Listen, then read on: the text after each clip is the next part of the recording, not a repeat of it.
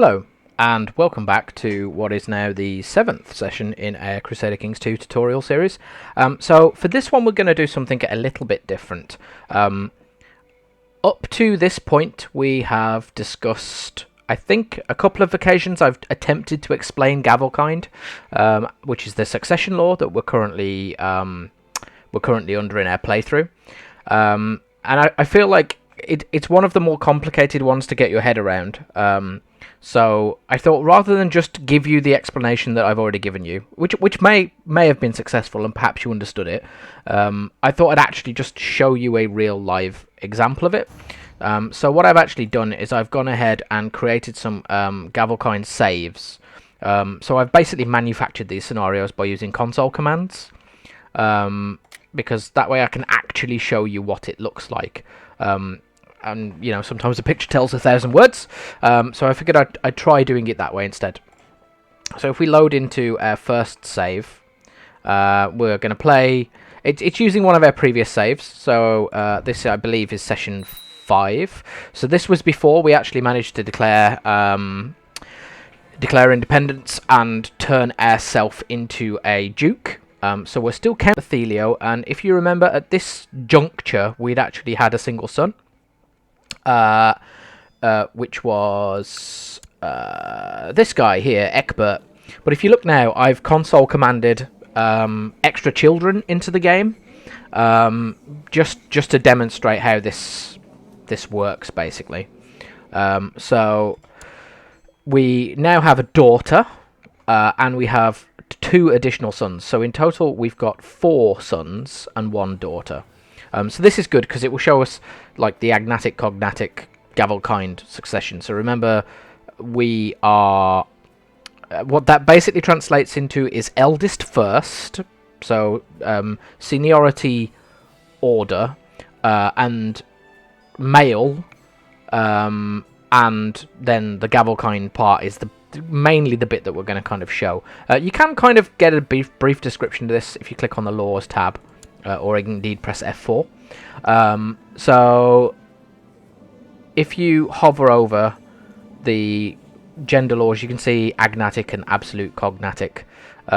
So hovering over it should tell you a little bit more about it. It could be a better tooltip, to be honest. But basically, we are currently agnatic. We're agnatic cognatic. And what that means is we will pass our titles onto our sons first as a preference. If a son is available, they take priority. In the case of cognatic, that's for women. So if we have no sons available, then we will pass the title on to a female instead. So that's basically what the agnatic cognatic part of the description means. And then the Gavelkind part is the way that the actual titles themselves will be distributed. So what we've basically done is we've manufactured a scenario where, as I've said, if we go back by pressing F2, we can see we've got all of these children here. Now, the game does try to demonstrate what's going to happen with that little alert in the top left, the title loss upon succession. So if we hover over that, we can see that the following titles will be lost on succession: the County of Chur, the County of Schwiss, the County of Bern, and the County of the bishopric, of Chur. And if you recall, or just look at the screen where it's currently highlighted because we have Bethelio selected, those are all of our realms. Or all of our lands, realms. I'm mixing the word realm again, and it means something different in this game. So those are all of our current lands. They're all the counties that we control. And if we have a look at the third row down, we discussed this back in the first video. Third row down of the character info screen, this bit here, titles. We can see that we own the County of Thurgau, the County of Chur, we own the County of Schwiss, the County of Bern, and we own the bishopric. You can see the bishopric is different because it's like a lesser crown that's on it. So that just lets you know that this is kind of like a lesser title. Remember, that's the one that's giving us the holding of wrong type of holding in domain. So the tooltip kind of tells us already how this is going to go, right? It says if we die, then the County of Chur is going to go to Egbert. Egbert is this boy here, our second eldest son. He's 3 years old. Then, if we die, the county of Schwiss will go to Reinhold. We can see Egbert is our second eldest. Our third eldest child is Berta, but she's a female, so we just skip over her. She doesn't get to inherit because we've got males available. So she just gets completely disinherited at this point. The next... that's interesting, actually. The next eldest... I don't know what order these guys got generated in, because it's decided... Maybe the tooltip doesn't display it in the order of age, and these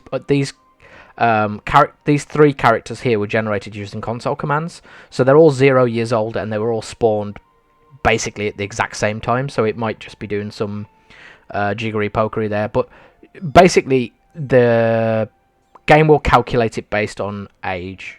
That's the priority order. It will say, right, eldest, then next eldest, next eldest, next eldest, because it's based on, if we go back to the laws tab, and we hover over elective Gavelkind, it should tell us, there you go, the law defaults to primogeniture. So that means oldest first, basically. So what I'm going to do now is just demonstrate why we rushed to get that ducal title, just by very simply using console commands to kill off Bethelio here.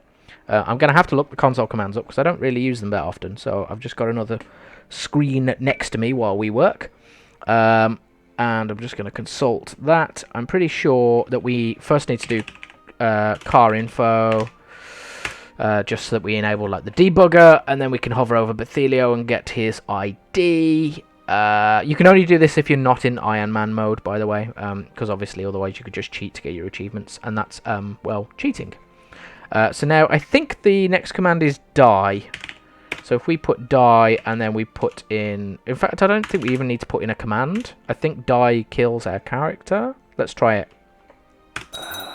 Poor Count Bethelio is no longer of this world. So this is what the succession screen looks like, which I guess is useful for you to see anyway. Succession is a big part of this game. So you get to see why you died. In our cases, it should be natural causes, because that's what the console command basically causes it by. You could die for a myriad of reasons. You could die of disease, or assassination, or in battle. Yeah, it doesn't really matter. When you die, your realm gets passed on. So we can see that our realm has been passed on to Count Berthold here. That was our... we can still see, because if we just get rid of the console window for a moment, we can see that Count Bethelio was our father. And we can see these are our children. So these children are now next in line to the throne. Notice our heir is Waddo Berthilding. That's none of these characters here. And also notice all of our siblings now have the silver band around them to indicate that they are a count. And that's because we can see here that it gives you a little bit of flavour text. Count Bethelio has given up the ghost at the age of 47. He died a natural death. For his wicked deeds, many scream not to bury him. Not quite sure what he did that was wicked. I mean, we killed one guy. But yes, it gives you a bit of flavour text based on what you did. So if you're a big warmonger, it'll tell you about that. If you're very pious, it'll tell you about that. So yeah, you get like a nice little bit of flavour text. And then underneath it shows you what your lost titles are.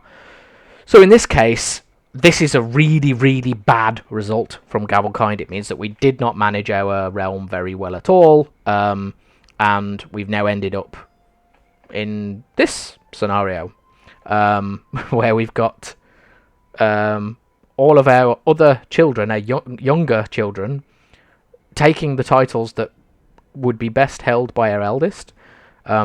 So let's click So Be It and see what that actually looks like. So before, we owned Thurgau, we owned Chur, we owned Schwiss, we owned Bern. Unfortunately, that's no longer the case. If we click on Chur, we can see that's not got a symbol on it there anymore, and it's now run by Count Egbert, our half-brother. And the reason that he is our half-brother is because he was born from. So we click. We don't actually have a mother. Remember that Count Berthold, or he wasn't a count, but Berthold was seeded by the game when we first started, so he doesn't actually have a mother.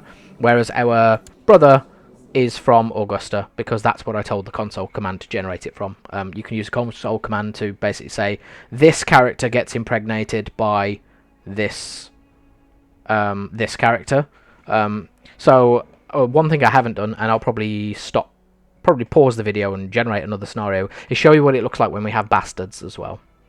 But yes, this is a standard Gavelkind succession that's not been well managed, and if you weren't paying attention to Gavelkind, this is what could happen to your realm. Very, very bad.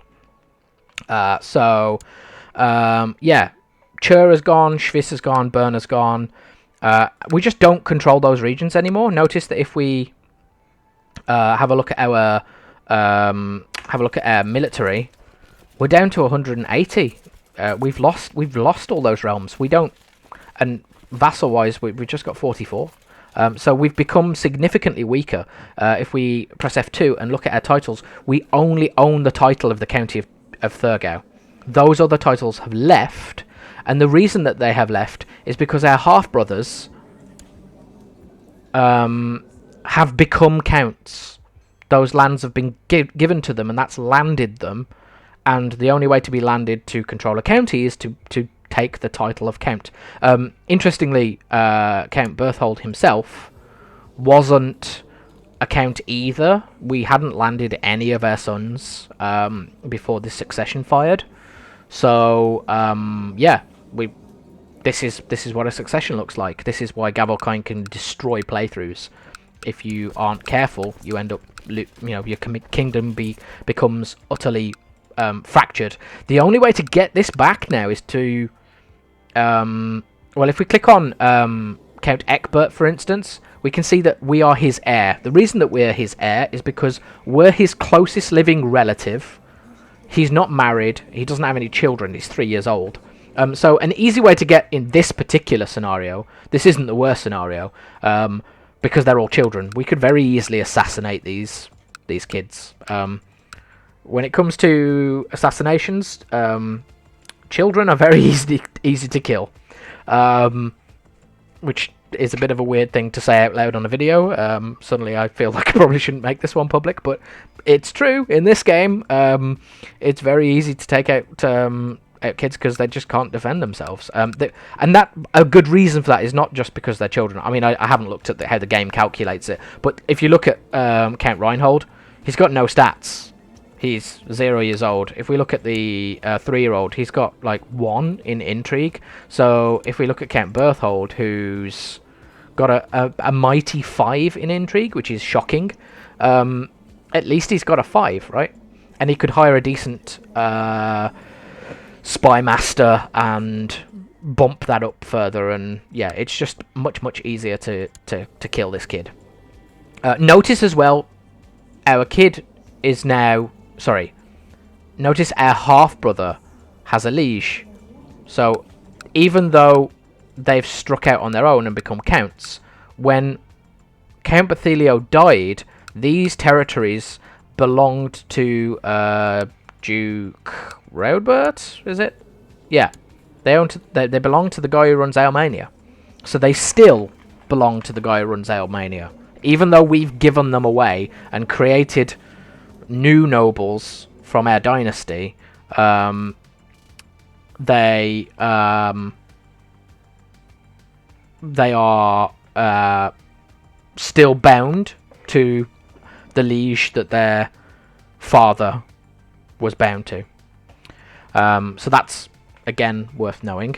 And the reason that it's fractured is because we were only a count. Count Berthelio was a count, and when he died, his primary title was of a county, and therefore his eldest son became a count, and these other 3 children were therefore granted titles that were equal to that of Thurgau, so they are now independent of us. They don't owe us any fealty. They're equals in the feudal system. So a count cannot command other counts. That's basically why this has happened.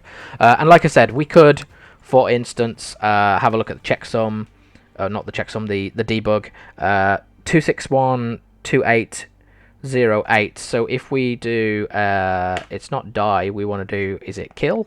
It's probably kill. Let me just double check that. I apologise, it's great radio, right?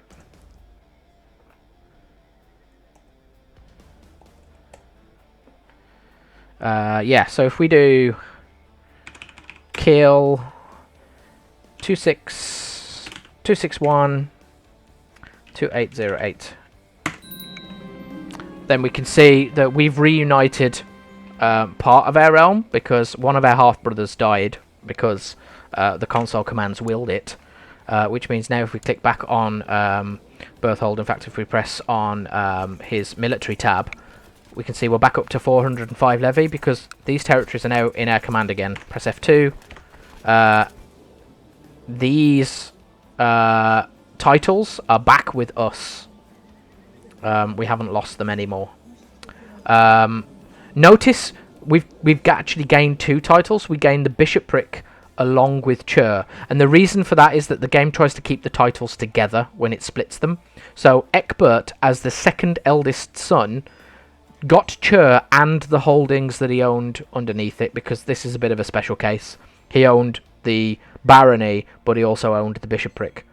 That is, Berthelio owned those. So when he died, because those holdings belong together, they were both given away to one person. It doesn't try to fragment the holdings. Theoretically, I guess it would if we had yet another child. Potentially. I'm not 100% certain about that. But even so, like, this is a bit of a weird scenario. You don't normally hold bishoprics and stuff like that.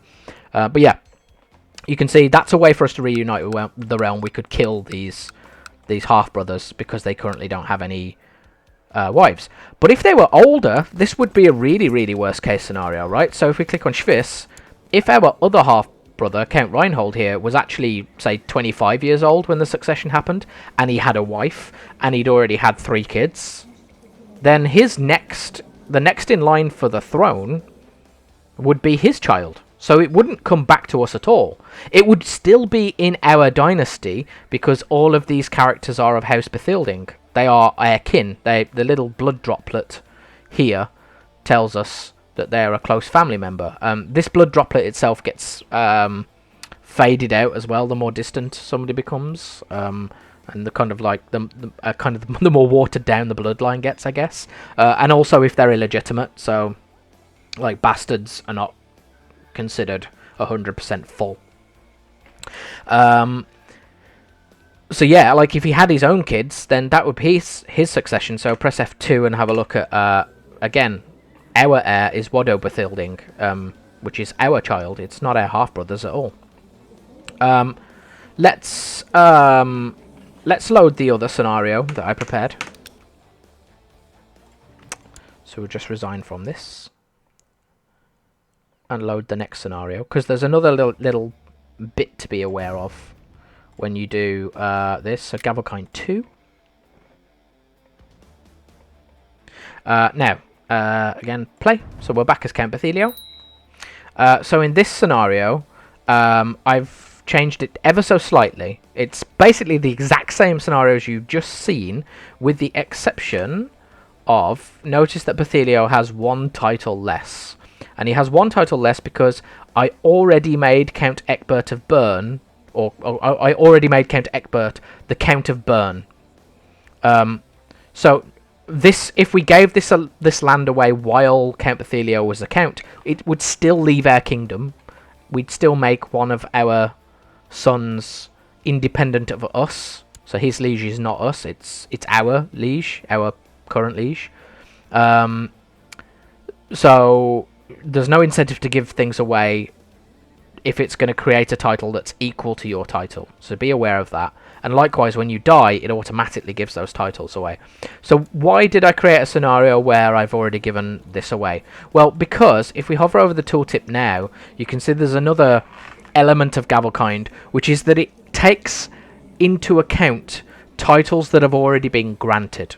So when you're born, you don't have a title needs to be given to you.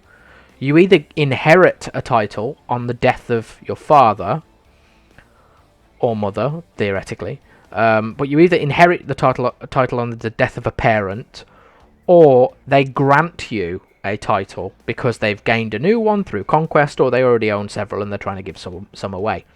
So you're never born having a title on your name.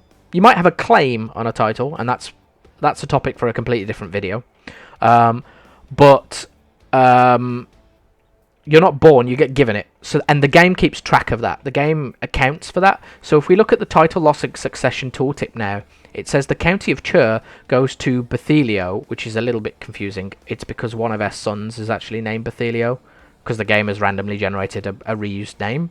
And the county of Schwiss goes to Reinhold, and the bishopric of Chur goes to Bethelio.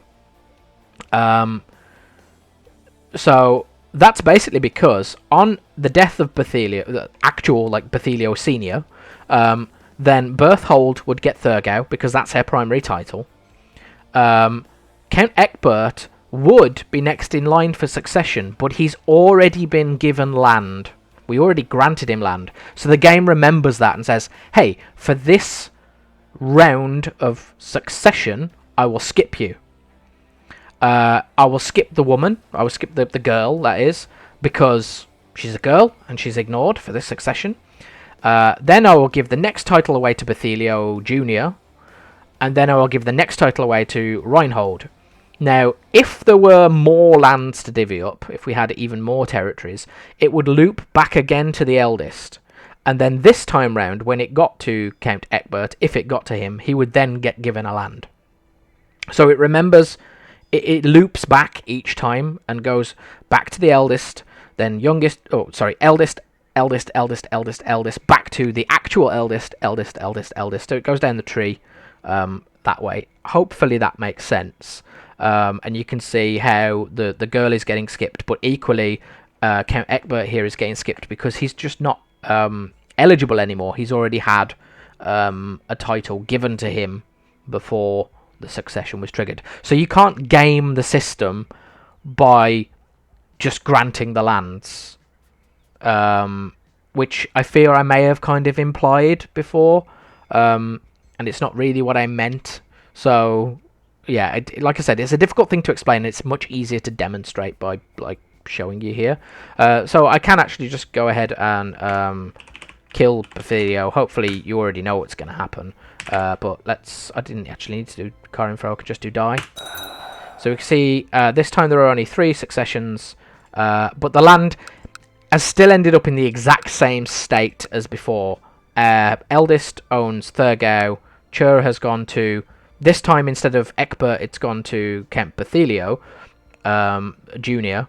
Schwiss has gone to Reinhold, and Bern has gone to Egbert because we gave it out in that order. So you can at least game who gets what. So what do I mean by that? Let's click on Count Berthold for a second and get rid of the console.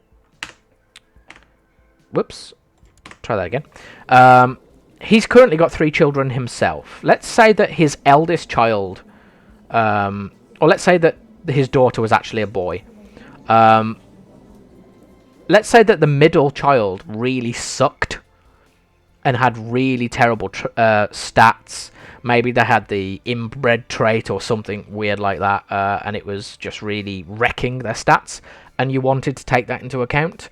You could grant them a title before you die, knowing that they'll get granted one anyway, but you could grant them the worst title in your kingdom. And then at least when the succession happens, the game will remember, well, they've been given a title, I skipped them for the first assignment of titles, and then it will grant it out still in the same order, so eldest, then eldest, but then you can kind of at least get the children that have the good stats to have the territories that are strong. Again, that only really matters if you think you're going to have a chance of getting those territories back under your control. Or, in the next example, which I'm going to load up and show you. So, resign again.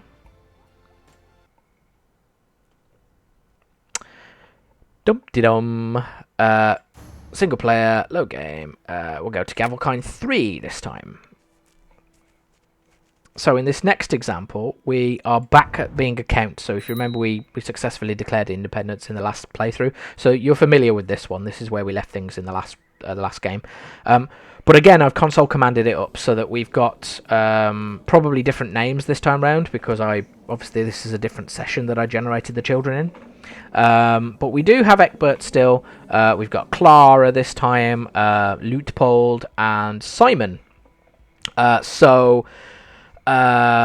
have a hover over the tooltip this time, the alert, and it tells us that this time the county of Schwiss is going to go to Luitpold, the county of Bern is going to go to Egbert, and the bishopric of Chur is going to go to Simon. And you might look at that and think that it's strange compared to the last time where we were giving out more titles.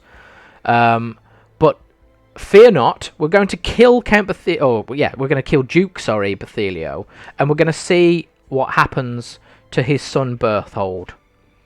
Let's kill him off. So we still lost titles, same as before. We lost a county, and a bishopric. But we didn't lose 2 counties, notice. So if we click So Be It, and we press F2 to get back to now Duke Berthold, notice that Duke Berthold has the Duchy of Raetia, he has the county of Thurgau, and he has the county of Chur. So he owns these 2 counties here, and he owns this duchy. Which might be confusing, right? Because we know the county of Schwiss has been given away. It's been given away to Count Luitpold. But we still own Chur. We still own, if we press I to see de jure map mode, these 2 realms are actually a duchy. This is the duchy that we created. This is the Duchy of Raetia.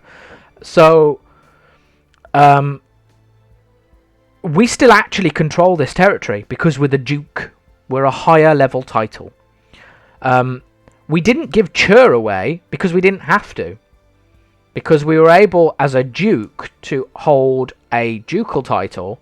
Then Thurgau has always been our primary title, so we got to hold on to it. And we kept Chur as the next available option. So let's... I can't really go through the list now. I've killed everybody. I'd have to go back and show you again. But we get to keep these because we're now a Duke. And it tries to keep lands together. So we don't have to give the ducal title away because the most powerful title goes first to us as the new Duke. And because we are a new Duke, if we go and click on vassals, notice that Luitpold and Egbert, our 2 half-brothers, and Simon, our other half-brother, all of those half-brothers are our vassals. And that's because we outrank them. They were created as counts. When Schwiss was given away, he became a count. When Bern was given away, he became a count. In the case of Chur, it's a little bit different. We didn't give away this title because we owned 2 titles in Chur, not 1. So the game gave away the crappiest title first to this kid, leaving the better title for us, which is why we own Chur. And it's also trying to keep lands together because we happen to own this duchy, so that's kind of like why it's favoured it that way. But yeah, hopefully that gives you an idea of why we did what we did, why we raced to become a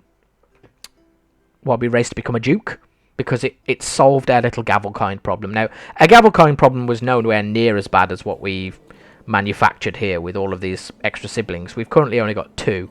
So in the event of Bethelio's actual death, we're going to give away 1 county. And yeah, we'll give away a single county, and then Duke Berthold, or the guy who will become Duke Berthold, will get the duchy, and he'll get the other counties. So he'll still be a pretty powerful character. And chiefly, whichever county we do give away to Egbert, we will remain his liege. So if we press F2, no F2, if we click on burn and then click on Egbert, you can see we are his liege, we are his boss. So he's of our dynasty, and he's remained within our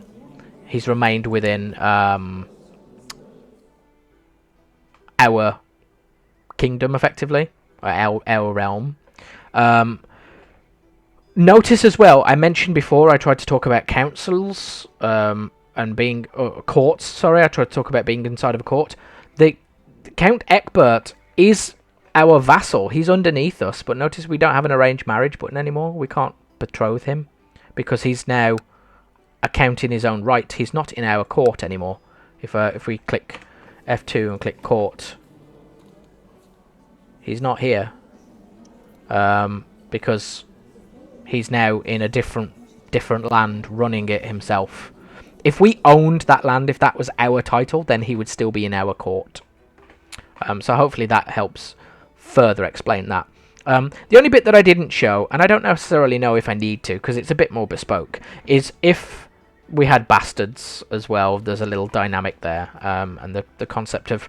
I didn't really go into the concept of pretenders as well, but I don't suppose I need to right now. I mean, we've been going for 30 minutes, which actually feels like a pretty good length for this type of video. I guess we could very, very briefly touch on these up here. You'll notice we've got a whole bunch of new alerts, and that's because we can talk about what succession actually looks like. So this is kind of what succession would look like for us right now in our current game, minus extra siblings. But if we press F2,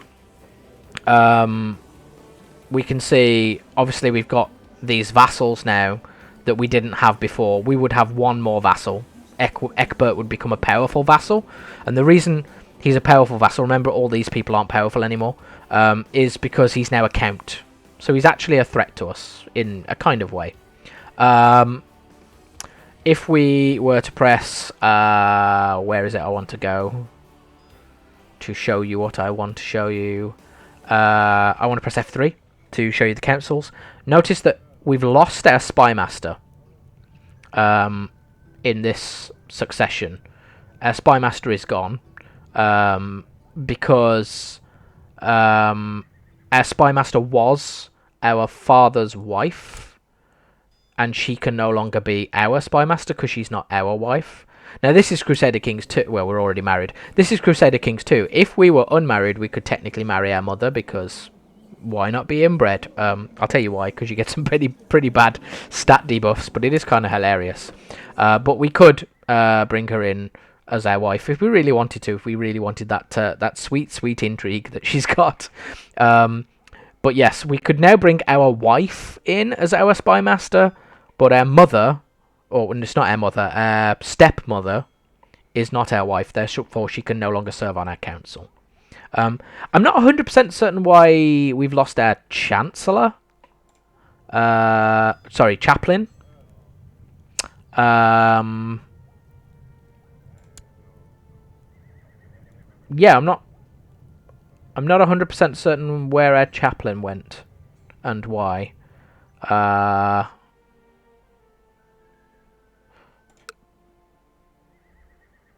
Oh, possibly our chaplain was in one of these counties that's been inherited, and therefore is in their court instead. I can't remember what the dude's name was. Let's have a look in Burn first. He doesn't have anyone in his court. No, we want to look at vassals. I honestly can't remember what the dude's name was. Oh, maybe it was Gotthard. It was Gotthard, wasn't it? So yeah, I think no, yes, maybe. I can't remember. Either way, I think that's probably what's happened. I think we used to have a character in our court, and therefore he could be our councillor, and he was in our court because we owned all these titles, and now we no longer do own these titles, so he's no longer in our court, and therefore he's not eligible to be on our council anymore. So that's what this empty chair means. This empty chair appears when you have open positions in your council, and you want to fill those because you're missing out on stats, and it also means you're not running the powerful missions either. This can happen as well. They can just die. They can be assassinated or just die of old age or die of sickness or whatever. So you do periodically need to keep your eye on that. Notice that our council is discontent now. If we click on that, it's not really showing us discontent people. But if we have a look at the positions, I'm not actually 100% sure as to why it thinks that our council is discontent. I mean, they should have short reign penalties, yeah. So if we hover over these guys, Mayor Friedrich. So we keep as much of the old council as we can. And Mayor Friedrich has got +1 of us because he liked our father. So our predecessor gives him +1. But we get -9 for short reign. Likewise, our Marshal really liked our predecessor, so he gives us +14. So again, having high opinion of you helps your successions. So, yeah, you'd need to reappoint your councillors. Same for your minor titles. Your minor titles can end up being reset, so you need to fulfill those. What else? Maybe they are discontent and the game just needs to run a little bit. Let's just let it run so that it can update. Because I'm a bit confused as to why it says that. They don't look discontent to me, so I'm not sure. Maybe it's because we haven't fulfilled the positions. Maybe. Let's pick a spy master who... This guy's a loyalist, so let's pick him. And let's pick a court chaplain. Meh, screw it, this guy. We're not playing this game, so... I mean, they look content to me, so I'm not 100% certain as to why it's telling me that they're discontent. I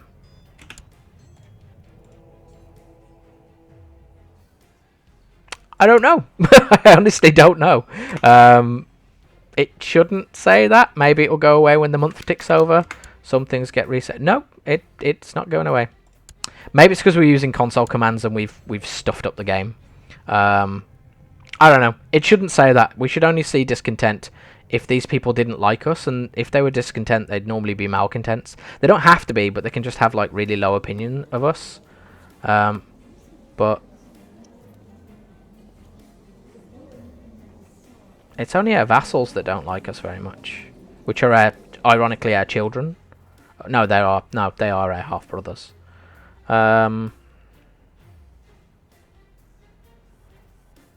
And again, yeah, see why our half brothers don't like us, because they're title claimants. Which I guess we can briefly talk about. So if we click on Count Luitpold, notice he has the county of Schwiss, but he has a weak claim on the Duchy of Rheta.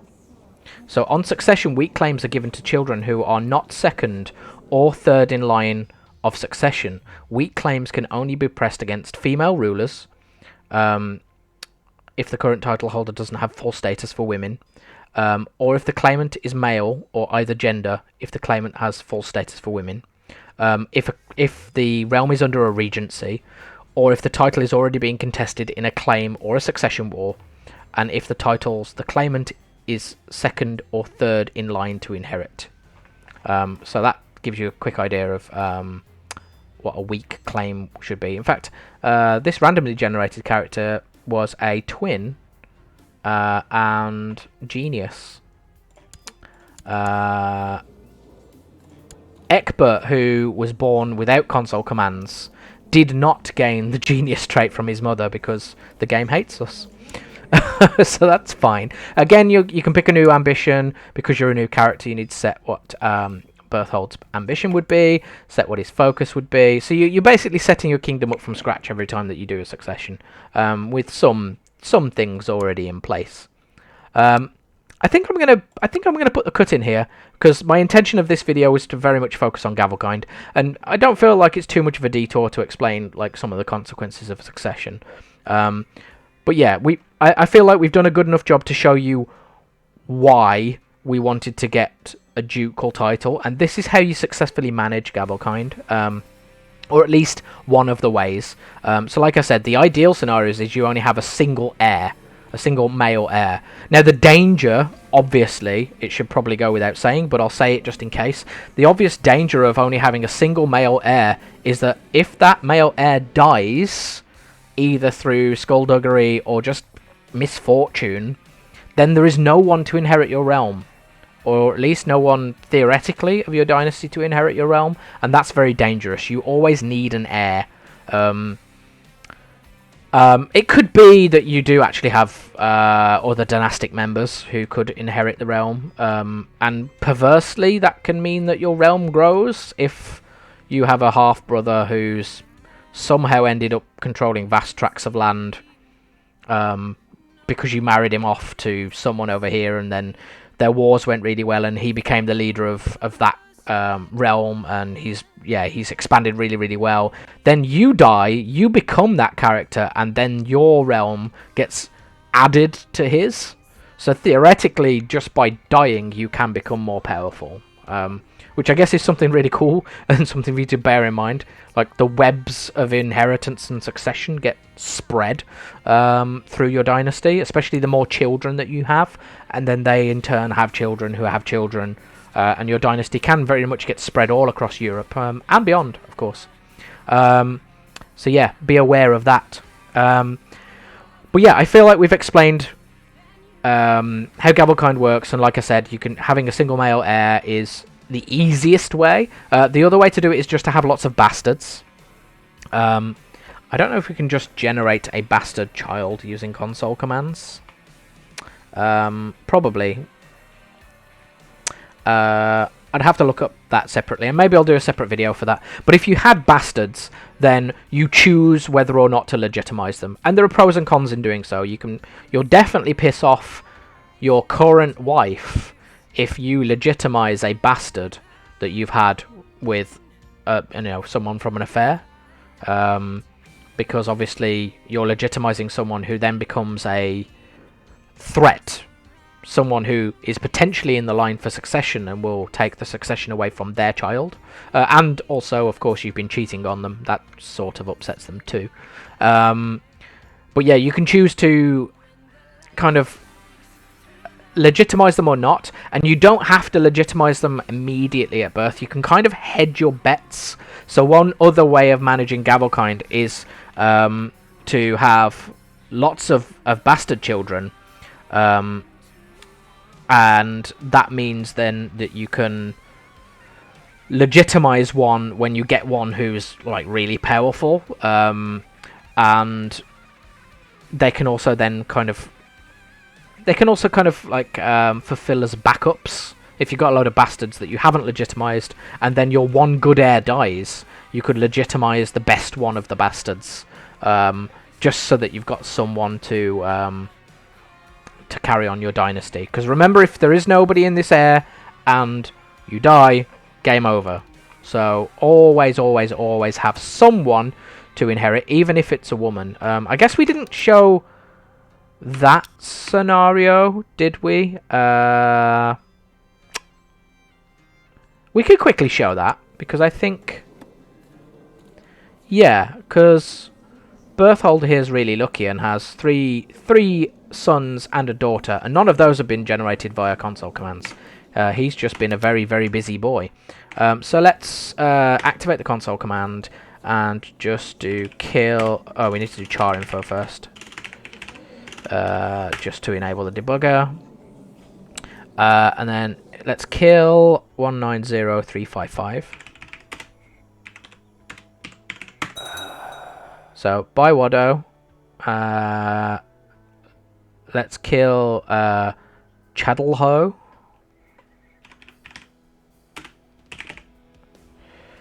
Oh, I'm typing in instead of typing in the.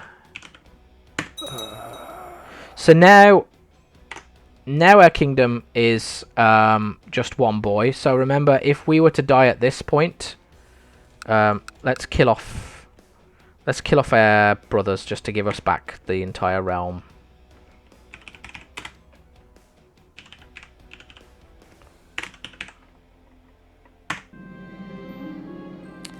And let's kill off Ekbart as well. Sorry, Ekbart. Sucks to be you.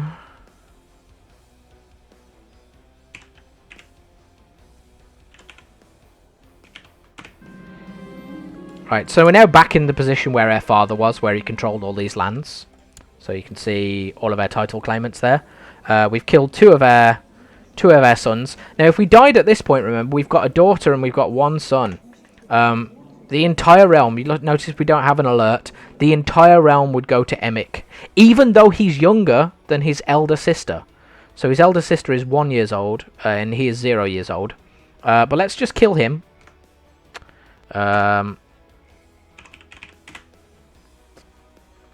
He is 2615217. Ah, that's a really horrible noise. There's a baby screaming noise in my ears, in case you guys can't hear it. As a father, that affects me more than you guys perhaps know. So, yeah, now, if the game refreshes, it tells us you have a new heir. If your character dies, you will now play as Elizabeth Bethielding. And that's because she is our eldest child. And we don't have any other males, and sibling-wise, even though her half-sister, well, half-sister's the same, is younger, but the siblings don't come into account. It's based on our children first. So if poor old Berthold was to die now, there we go. And now, even though women characters generally can't control much, this is how you can become one very, very easily.